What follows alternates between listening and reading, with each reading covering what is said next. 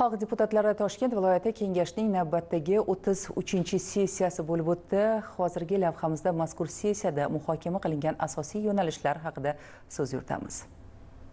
Xalq deputatlari Toshkent viloyat kengashining navbatdagi 33-sessiyasida hududni ijtimoiy-iqtisodiy rivojlantirish, jamoat xavfsizligini ta'minlash, aholi murojaatlari bilan ishlash va infratuzilmani yaxshilashga qaratilgan qator muhim masalalar muhokama qilindi. Sessiya kun tartibida jami 9 ta masala ko'rib chiqilib, har biri bo'yicha mutasaddi rahbarlarning axborot va hisobotlari tinglandi. Sessiyamizda birinchi chorak bo'yicha shu viloyat prokurori, viloyat ichki ishlar bosh boshqarmasining rahbarining hisoboti, shuningdek xalq qabulxonasi bilan birgalikda e'tirof platformasi orqali Toshkent viloyatidagi fuqarolarimizning shu mulkka bo'lgan egalik huquqlari bo'yicha e'tiroflar etildi. Yaxshi bir tizim amalga oshirilgan, ya'ni e'tirof platformasi orqali bugun 33-sessiyamizda 270 ga yaqin fuqarolarimiz mulkka bo'lgan egalik huquqlari e'tirof etildi va bu narsa bir ovozdan deputatlar tomonidan tasdiqlandi.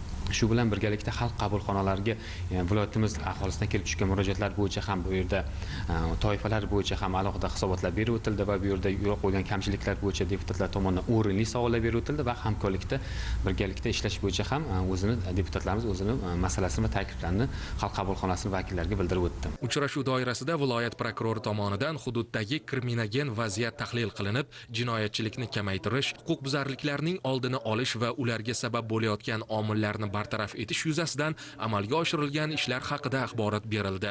Unda profilaktika ishlarini kuchaytirish, aholi bilan manzilli ishlash hamda huquqni muhofaza qiluvchi organlar o'rtasidagi hamkorlikni mustahkamlash muhim ekani ta'kidlandi.